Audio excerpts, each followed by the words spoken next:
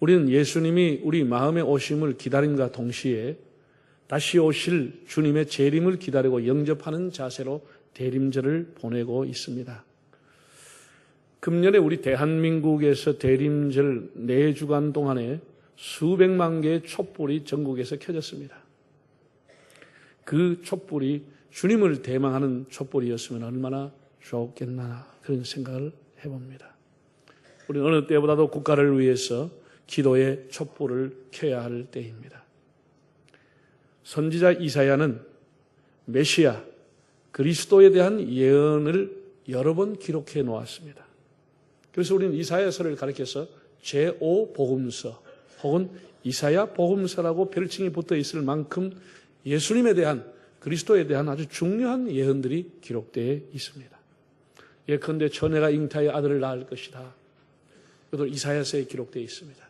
임마누엘이라고 하는 내용, 또 예수님의 그리스도에 받는 고난, 순환에 대한 것, 유명한 이사야 53장에 그가 찔림은 우리의 허물을 인나며 그가 찔려서 결국은 죽게 된다고 하는 내용과 장사의 무덤에 내려가서 장사 지낸 바가 되었다고 하는 내용, 부활한다는 내용까지도 기록이 되어 있습니다. 본문에도 메시아 탄생에 관한 예언이 기록되어 있습니다. 예수님이 탄생하시기 700년 전, 지금으로부터 2700년 전에 선지자에게 하나님의 감동이 임해서 이 내용을 기록해 놓았습니다. 게논 헤이그라고 하는 사람이 이런 말을 했습니다. 누가 500년 전에 셰익스피어가 날 것을 예언할 수 있겠느냐? 누가 300년 전에 나폴레옹이 태어날 것을 예언할 수가 있겠느냐? 나폴레옹이 태어나기 전에 300년 전에 누가 나폴레옹이 태어난다는 것을 예언할 사람이 있었겠느냐? 그러나 이사야는 그리스도가 태어나기 700년 전에 정확하게 예언하게 됨으로써 이사야서 이 하나의 사건만으로도 성경은 가치가 있는 것이다 라고 기술을 했습니다. 700년 전에 오실 예수님을 예언했다고 하는 겁니다. 그건 하나님의 뜻이 아니면 알 수가 없는 거죠.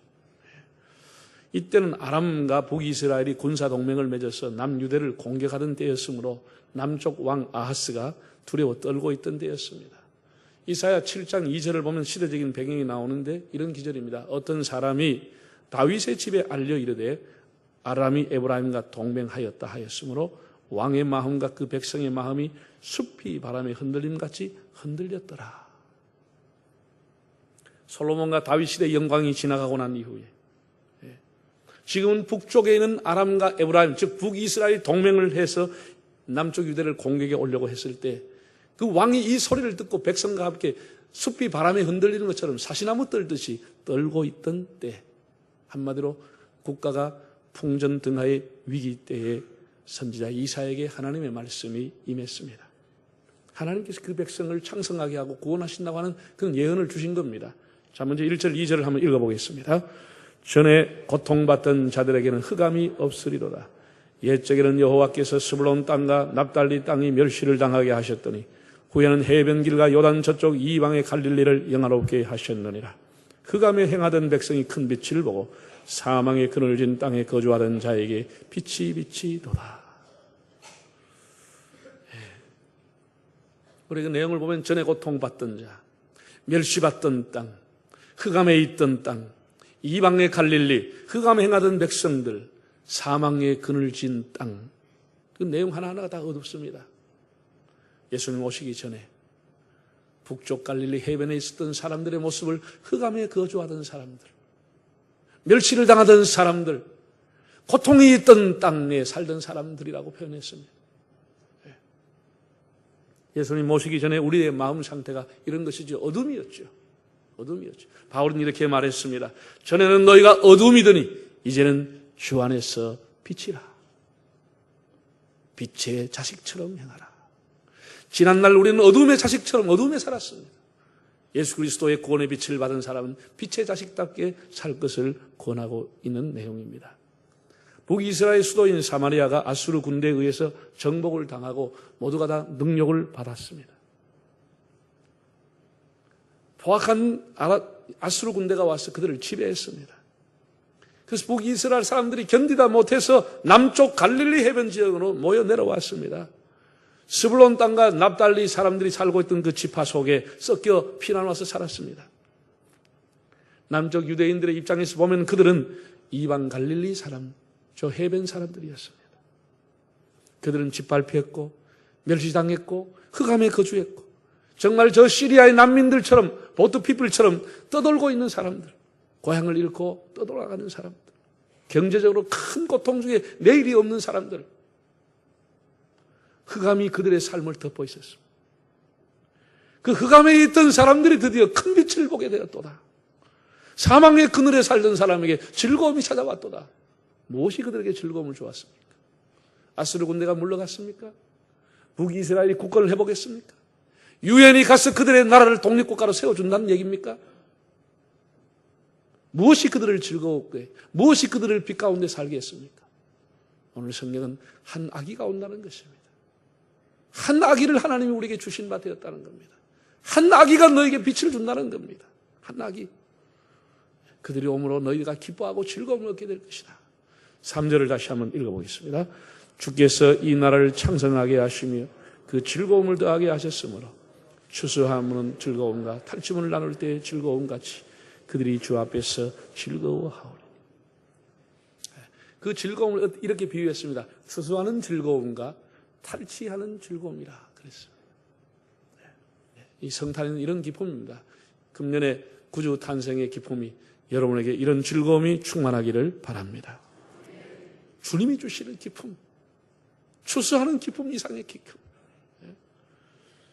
한 아기가 오셨기 때문에 온 세계는 한 아기의 오심을 탄생을 축하하고 있습니다.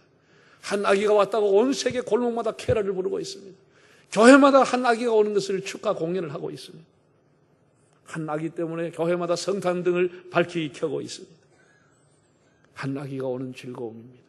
그가 주는 구원입니다. 이 아기의 이름은 별명이 5가지입니다. 그 5가지 오늘 찬송을 불렀죠. 자, 6절, 7절 한번 읽어보겠습니다. 이는 한 아기가 우리에게 낳고 한 아들을 우리에게 주신 바 되었는데 그의 어깨에는 정사를 메었고 그의 이름은 기묘자라 모사라 전능하신 하나님이라 영존하시는 아버지라 평강의 왕이라 할 것임이라. 그 정사와 평강의 더함이 무궁하며 또 다윗의 왕자와 그의 나라에 군림하여 그 나라를 굳게 세우고 지금 이후로 영원히 정의와 공의로 그것을 보존하실 것이라. 만군의 여호와 열심히 이를 이루시리라. 놀라운 이야기입니다. 한 아기가 왔다는 겁니다. 하나님께서 이 아기가 반드시 오게 하겠다. 하나님의 열심히 이 일을 이루게 하겠다. 열심이라고 한 걸 지난번에 제가 설교했죠. 질투라고 하는 단어가 몇 개 같이 있어. 같이 번역됩니다. 카나라고 하는 단어, 히브리어로. 질투 혹은 열심, 동일한 단어입니다. 하나님의 열심이 반드시 이 예언을 이룰 것이라고 하는 그런 도장을 찍는 말씀이 나와 있습니다. 이 아기의 별명, 이 메시아의 별명이 5가지입니다. 5가지고 그것은 앞으로 그리스도의 5대 사역에 해당하는 겁니다. 어떤 일을 장차 이 아기가 할 것인가, 그리스도가 오셔서 어떤 일을 할 것인가라고 하는 그것을 그 이름을 통해서 밝혀주고 있습니다. 첫째는 뭐라 그랬죠? 기묘자라. 그래서 기묘자. 어깨에 정사를 메고 그랬습니다. 정사. 이게 지금 번역을 하면서 좀 우리가 알아듣기 쉬운 말로 현대어로 바꾸면 좋겠는데 정사라고 했습니다. 정사 알아듣는 사람은 별로 없습니다. 영어 성경을 보면 government, 정부, 정권이라고 나와 있습니다.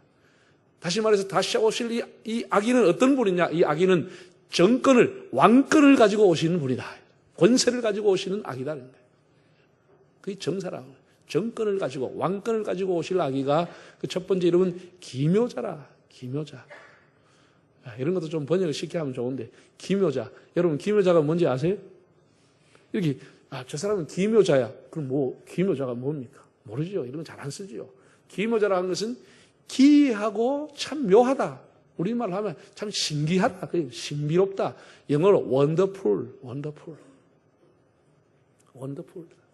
여러분, 예수님은 탄생하는 것부터가 다 원더풀입니다. 다 신비스러운 겁니다.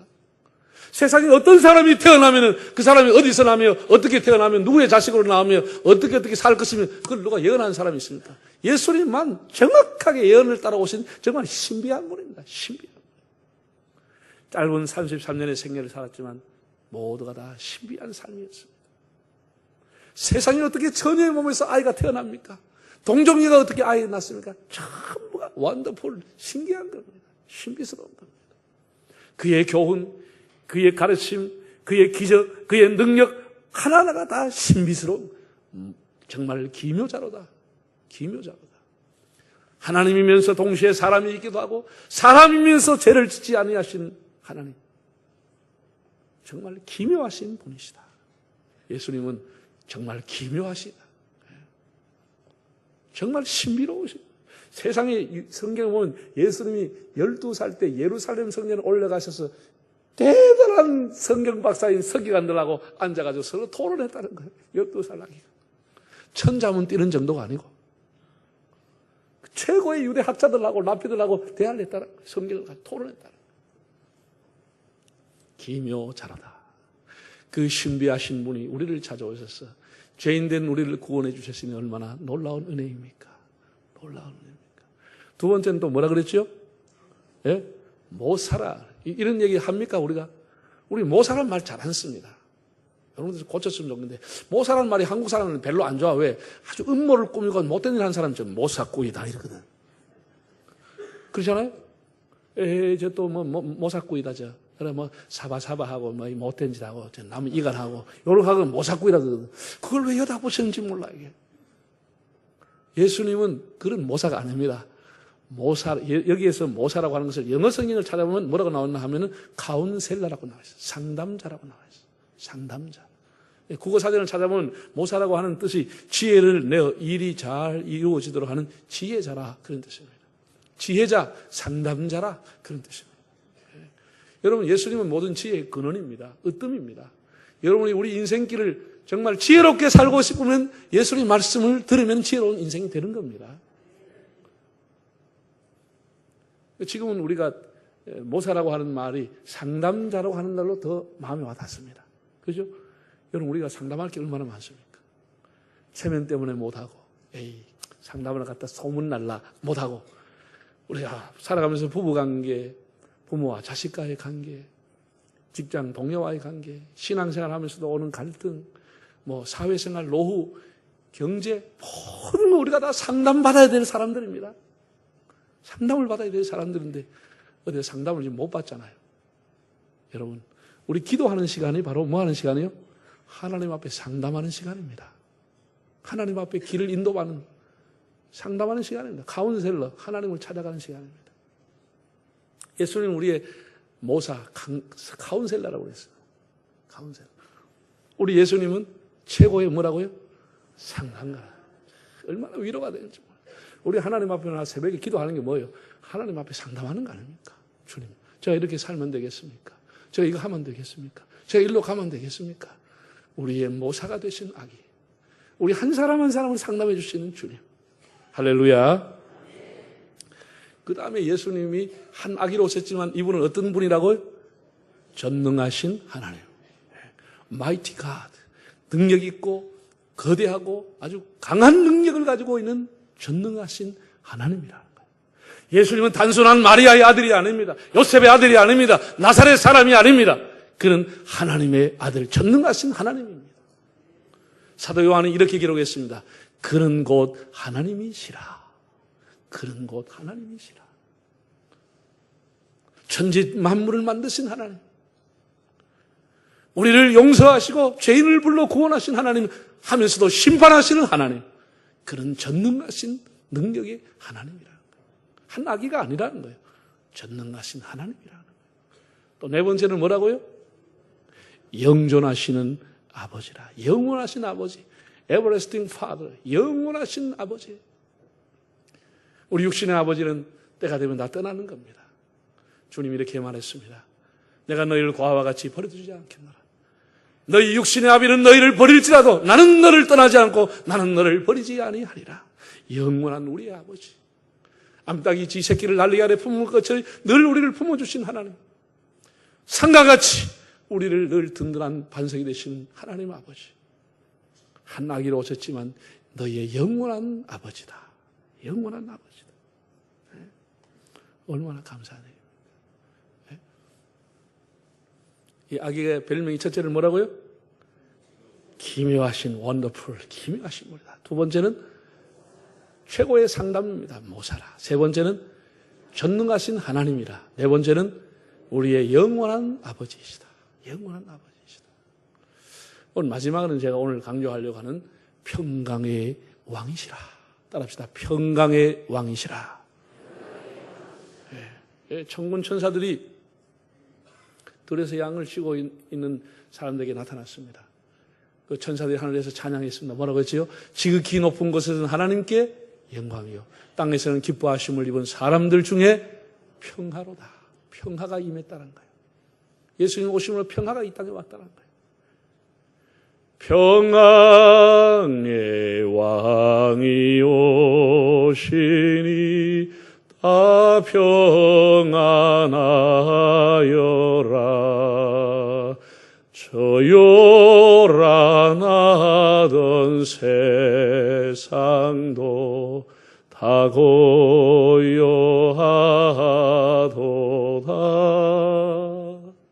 평화의 왕이 왔다는 겁니다. 평화의 왕. 네.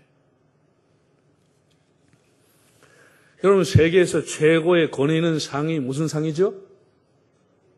네? 제일 권위 있는 상이 뭐예요? 노벨상이죠. 노벨상입니다. 노벨상 중에서도 어떤 데는 아주 세계에서 위대한 상이 뭐죠? 노벨 평화상입니다. 노벨 평화상입니다. 물론 이제 학문을 연구해서 화학 분야에, 경제 분야에, 의학 분야에, 그것도 인류에 큰 공헌을 하는 겁니다. 그분도 아주 페니실린을 발견하고 암을 처방하는 이거 한다고 하면 엄청나게 대단한 공헌을 하는 겁니다.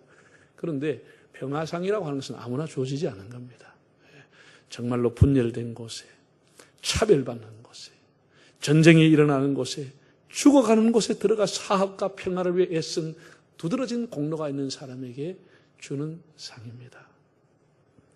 노벨 평화상을 받은 분들이 쓴 인터뷰한 책이 있는데 평화의 메시지라는 책이 있습니다. 그 책에 보면 이분들의 공통점이 뭐냐? 그들이 가장 힘쓴 것, 승자와 패자가 모두에게 상처와 고통을 주는 전쟁을 막으려고 힘썼다고 하는 거예요. 자기 삶이 승자에게도 고통을 주고 내상을 주고 패자에게는 말할 수 없는 고통을 안겨주는 이 전쟁을 막으려고 온몸으로 애를 썼다고 하는 것이 그 메시지의 공통점입니다. 평화의 상을 받은 사람들. 얼마나 귀한 일들입니까?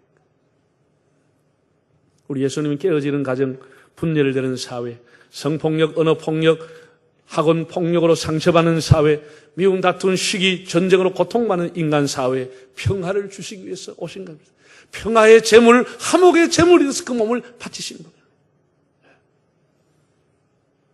그런데 우리가 또 이렇게 제가 이 설교하면서 생각해 봤습니다.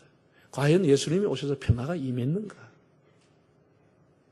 과연 여러분 예수님 오셔서 평화가 임했습니까? 예수님이 오셨던 2000년 전에 예수님이 태어났다는 베들레헴에서부터 수많은 아이가 죽었습니다. 그 살았다는 이유 때문에. 그 가정이 다 평화가 깨졌습니다. 예수님이 평화의 왕으로 오셨지만 예수님 오셨던 그 땅은 평화가 다 깨졌습니다. 예루살렘 사람도 소동하고 평화가 없었습니다. 예수님 복음을 전하는 가는 곳마다 서기관들 바리새인과 충돌하면서 예수님 그 주변에 사는 평화가 없었습니다. 그럼 예수님 제자들은 평화를 입었습니까? 예수님 승천하신 후 예수님 제자들이 흩어져서 복음을 전했습니다. 그들은 가는 곳마다 유대인들로부터 멸시를 당하고 대적당하고 핍박을 당하고 심지어 목임에 순교를 당해 죽었습니다. 그들이 가는 곳마다 오히려 불나서는 일들이 일어났습니다.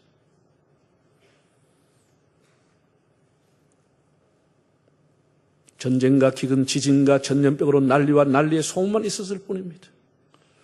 예수님이 오셨지만 그 평화는 어디로 갔습니까? 온 세계는 여전히 고통과 불통 속에 살아가고 있습니다. 우리가 이 성경을 잘 보면, 자 보세요. 하나님의 기뻐하심을 입은 사람들 중에 평화로다고 했습니다. 이 말의 의미는 이런 겁니다. 온 세상이 요란하고 시끄러워도 하나님이 기뻐하는 사람, 하나님 앞에 부름받은 사람, 예수 그리스도를 영접하고 살아가는 사람은 세상의 환경과 상관없이 그 사람 마음에 하나님 평화가 임한다는 겁니다. 이게 주님이 주신 가장 큰 축복인 것입니다. 세상은 이렇게 요란하고 시끄럽고 하지만은, 전쟁이 나고 떠들지만은, 예수 그리스도를 모신 사람, 하나님이 기뻐하는 사람의 마음에는 하나님이 주시는 평화가 세상이 뺏어갈 수 없다는 거예요. 제가 늘 이렇게 단감시장, 부암시장, 개금시장, 부전시장, 이 전통시장을 위해서 제가 기도를 합니다. 물론 홈플러스, 이마트, 백화점도 잘 돼야 되지만 거기는 안 돼도 괜찮아. 그런데 이 전통시장이 잘 돼야 서민들이 살아가고 활기가 차는 거예요. 그건 제가 백화점 위해서 기도한 적은 없습니다. 홈플러스 위해서 기도하지 않습니다. 그러나 단감시장, 부암시장, 부전시장 이런 시장이 잘 돼야 돼. 전통시장은. 가급적이면 거기 가서 사러 갑니다. 그런데 보세요. 그 시장통에 장터에 그렇게 떠들고 옆합니다, 합니다, 막 떠들어 제키고 있어도 엄마의 품에 있는 아기는 세상과 상관없이 잠을 자고 있는 것이에요. 세상에 아무리 시장통에서 싸구려 떠들어도 떠림이 한다고 떠들고 세일한다고 떠든다고 창고 정리한다고 떠들어도 엄마의 등에 있는 어린아기는 새끈새끈 잠을 자는 거예요. 이것입니다. 우리가 예수 그리스도의 품에 있다고 하는 것은 온 세상의 어떤 소동과 어떤 환경과 상관없이 주님 안에 평화를 얻을 수가 있는 겁니다. 이 평화를 주로 주님이 오셨다는 겁니다. 이 평화를 주시라. 로마서 5장을 보면 바울이 이렇게 말했습니다. 우리가 믿음으로 의롭다 하심을 얻었은즉 우리 주 예수 그리스도로 말미암아 하나님으로 더불어 화평을 누리자. 우리가 누리는 평화는 하나님으로 더불어 누리는 평화, 예수의 십자가로 말미암아 누리는 평화, 믿음으로 말미암아 누리는 평화라고 말하고 있습니다. 주님은 이 평화의 왕으로 오시고 이 평화를 주시기 위해서 오신 겁니다. 사랑하는 성도 여러분, 예수님은 평화주의자입니다. 예수님은 진보주의자도 아니요, 예수님은 보수주의자도 아닙니다. 공산주의도 아닙니다. 예수님은 평화주의, 평화를 애호하고 평화를 사랑했던 평화주의자입니다. 예수님이 평화주의자라고 해서 무골호인이냐? 그것은 아닙니다. 우리가 성경을 보면 예수님은 아주 분노할 때는 분노했습니다. 책망을 할 때는 엄청나게 무섭게 책망했습니다. 성전 안에서 장사하는 사람들 내쫓으면 상을 다 뒤엎어버렸습니다. 그러나 우리가 주님의 그 꾸지람과 분노 속에는 언제나 사람을 사랑하는 마음과 사람을 긍휼히 여기는 마음을 늘 갖고 있었습니다. 사람을 불쌍히 여기는 마음, 사람을 사랑하는 마음이 항상 그 꾸지람과 분노 속에 있었습니다. 정말 주님은 평화를 사랑하는 분이었습니다. 우리가 그리스도를 따르는 사람이라고 하면은 우리도 예수님의 마음과 정심을 가지고 주님과 같이 평화를 사랑하는 사람들이 되어야 합니다. 우리가 눈물 흘리면서 아파하면서도 평화의 길을 가야 하는 겁니다. 평화는 한순간에 이루어지는 게 아닙니다. 예수님 오셨다고 해서 평화가 이루어지는 건 아닙니다. 우리가 평화주의자로 살아가기를 주님은 원하시는 겁니다. 화평케 하는 사람 복이 있다고 했습니다. 우리의 삶이 어디에 있든지 화평케 하는 사람, 이 땅에 평화를 심는 사람으로 살아갈 수 있기를 바랍니다. 메시아의 이름은 5가지였습니다. 이것은 그리스도의 사역을 의미하는 것이었습니다. 첫째가 뭐라고요? 기묘자라. 참 신비하신 분이다. 신비한 사람이다. 그의 생애와 죽음, 부활 모두가 신비한 거죠. 두 번째는 뭐라고요? 모사라. 상담자라. 상담. 우리 인생을 한 사람 한 사람 우리 갈 길을 인도하시고 해결해 주시는 상담자. 세 번째는 전능하신 하나님. 네 번째는 영원하신 아버지. 영원하신 아버지. 다섯째는 평화의 왕이라고 했습니다. 이 땅에 또 우리에게 평화를 주러 오신 주님, 기쁨으로 우리가 맞이하면서 여러분이 어디에 살든지 평화의 사도로 또 평화의 도구로 쓰임받는 삶이 되시기를 바랍니다. 우리 다 머리 숙이겠습니다.